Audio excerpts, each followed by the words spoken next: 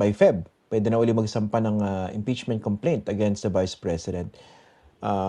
Senator, how do you think this would coincide? Kasi dapat nakatutok pa rin sa flood control, di ba? Pero syempre, dapat tutukan din yung lahat ng uri ng pagpapanagot. Itong Vice Presidente, ang daming palusot sinasabi, lumang tugtugin na yan, paulit-ulit na yan, rehash na yan, nasagot na yan.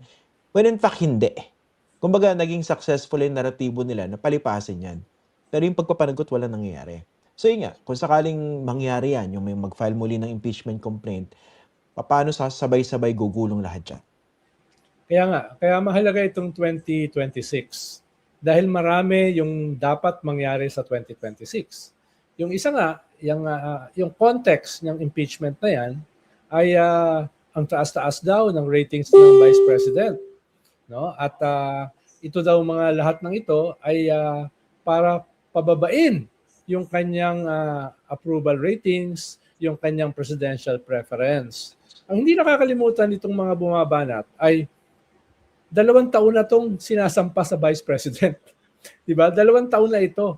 Yung impeachment early this year ay culmination lamang nung mahigit 2 taon na banat sa Vice President tungkol dito sa confidential fund, tungkol dito sa mga nagbigay ng notice of disallowance sa DepEd na siyang leader, siyang head.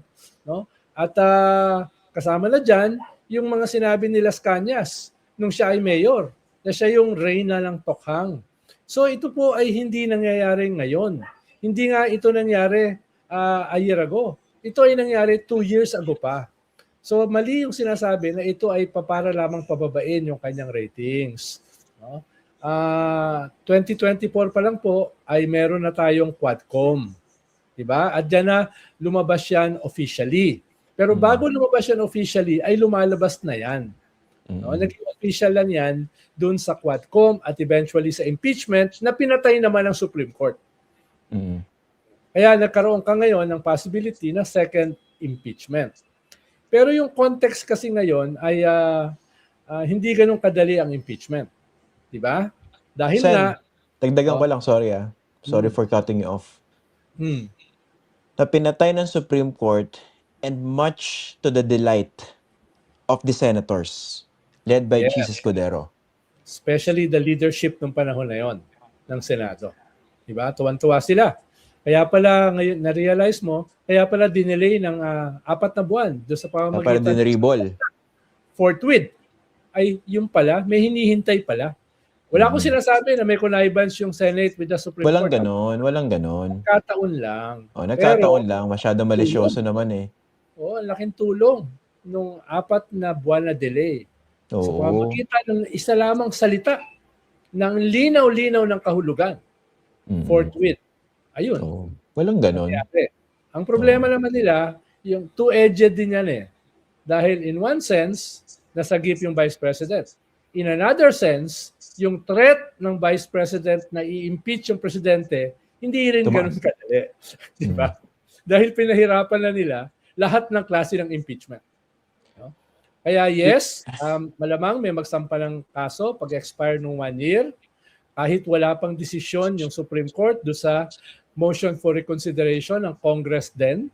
No? Napakatagal, no? Nung sagot sa MR, napakabilis nung pagpatay decision. Sa impeachment.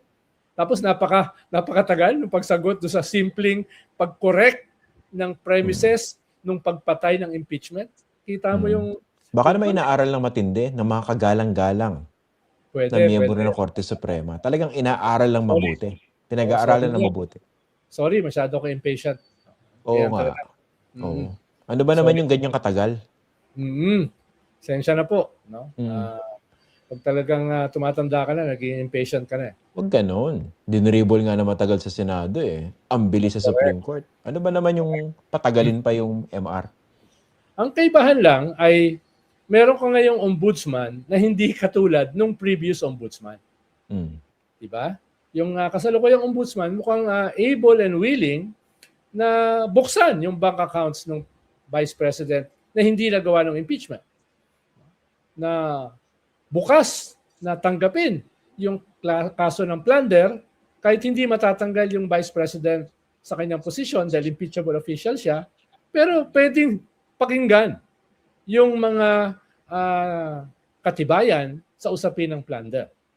At hindi lang yun, ay isasabay pa yung kanyang mga kaalyado at yung kanyang kapatid, si Pulong Duterte at saka si Senator Bongo. At least hopefully.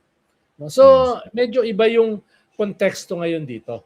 Kahit pagpalagay mo na hindi ganun kadali ang impeachment ngayon laban sa Vice President pagdating ng Pebrero, pero may iba naman ngayong mga pamamaraan para buksan yung mga ebidensya na hindi mabuksan sa isang impeachment.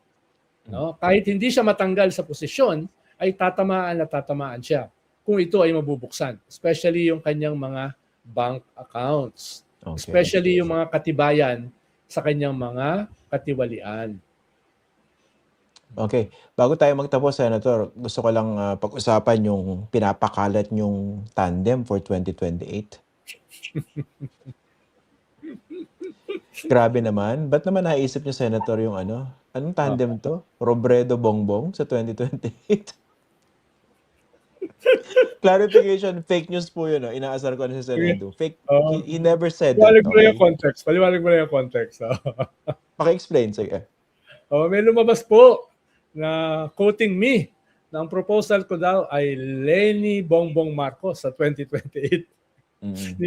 Hindi ko na-imagine yun. No? Parang hindi naman imposible pero napaka-improbable. Pero yan ho ang sumalubong sa bagong taon na sinabi ko raw. Pero ang nais ko pong sabihin ay wala na tayong magagawa kung anong gustong gawin ng gobyerno dito sa usapin ng kanyang krisis, dito sa usapin ng kanyang mga problema. Nasabi na namin halos lahat no? Kailangan niyang tanggapin kahit pa paano, command responsibility. Kahit sinimulan niya itong mahiya naman kayo campaign, itong 15 biggest contractors at itong kanyang isumbong sa Pangulo website, ay kahit pa paano, kailangan pa rin niyang aminin na siya yung presidente ng bansa. At marami dito sa mga nadawit dito sa corruption scandal na ito ay in so many words mga kaalyado niya.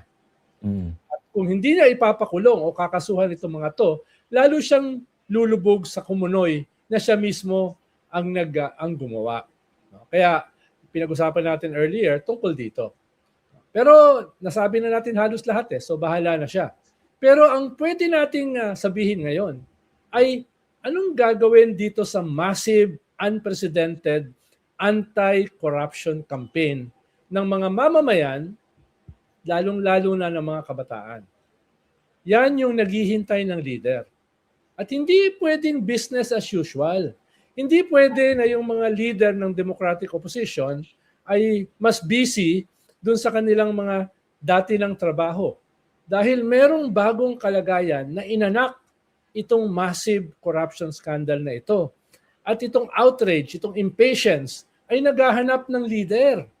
Itong ganitong klaseng kilusan ay hindi pwede na manatiling kilusan lang. Kailangan yung kilusan na yan ay magkaroon ng isang political project going into 2028. And to do that, kailangan ng mga leaders na mag-harness nitong outrage na ito, nitong idealism na ito, itong pagnanasa ng isang bagong bansa, bagong kinabukasan. No? At hindi pwede na tumahimik yung mga leaders natin. Or else, maghahanap itong mga taong ito ng ibang mga leader.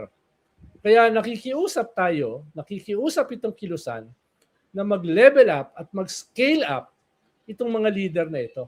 Hindi itong Leni Bongbong slate, kung hindi a real slate for change. President, Vice President, Senators, and local officials. No? Dahil itong 2.5 buwan at 2.5 taon ay pwedeng mawala kaagad kung hindi natin gagawin yung dapat na gawin.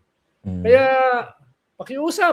pakiusap sa ating mga leader ng tunay na democratic opposition. Hindi yung opposition ng mga Duterte. Mahiya naman kayo. No? Grabe. Ang quotable talaga. Sayang naman itong anti-corruption movement na ito. Ang quotable naman. itong nabubuong pangarap ng silent majority ng ating populasyon, lalo na ng ating mga kabataan, na iwaksi na itong ganitong klaseng sistema ng korupsyon, ng impunity, ng dynasty. Papunuan niyo na po kami. Papunuan niyo na po sila. Hindi na sila Napaka makakahintay.